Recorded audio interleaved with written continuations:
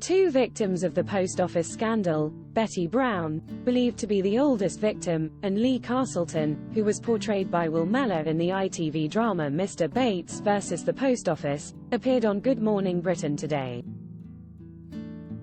Betty, 91, who appeared down the line alongside Richard Holden, MP, ploughed over £100,000 into the post office she ran with her late husband. Telling Ben Shephard and Charlotte Hawkins about the devastating ordeal, Betty said, "It's just totally destroyed my life. Totally. From being a happy person to someone who is absolutely worried, sick and devastated. It took everything away and spoiled everything." Talking about using a faulty Horizon computer system, Betty said, "There were shortfalls every week, shortfalls of £1,500 at least, and you were told that you had to pay this in immediately, and if you didn't pay it in, you would be sacked. So you had no option. It was your mistake and you were the only person making mistakes, and I was too old to be in the job. It was time I retired and got out because they wanted new blood in the office, who understood technology, and I was far too old for that, so they were going to change everything for me." On putting over £100,000 of her and her husband's money in, Betty revealed, "That was our life savings that my husband and I had worked all our lives for." She continued, "To know the post office was deliberately doing this is absolutely appalling. Every week I had a standing arrangement with my manager that I would phone at 8:30 every morning to tell them the result of my balance. There was no question of cover-up, there was no question of trying to hide anything or steal anything. They kept saying, 'We know you're not stealing it, and we know you're putting the money in every week, and we know you're not falsifying the accounts. But we just don't know where the money's going.' When they knew that, they had a responsibility to start there and find out where this was happening instead of hounding me and telling me, 'You're the only one,' and 'You're the worst office in the UK.'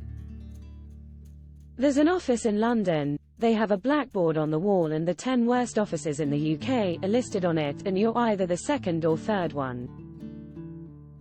So how does that make you feel, Betty? That's how bad you are."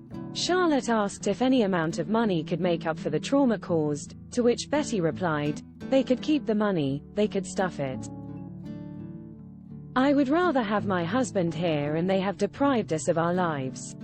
On those held accountable for the trauma caused, Betty revealed, "I would like them to see and go through what I've gone through.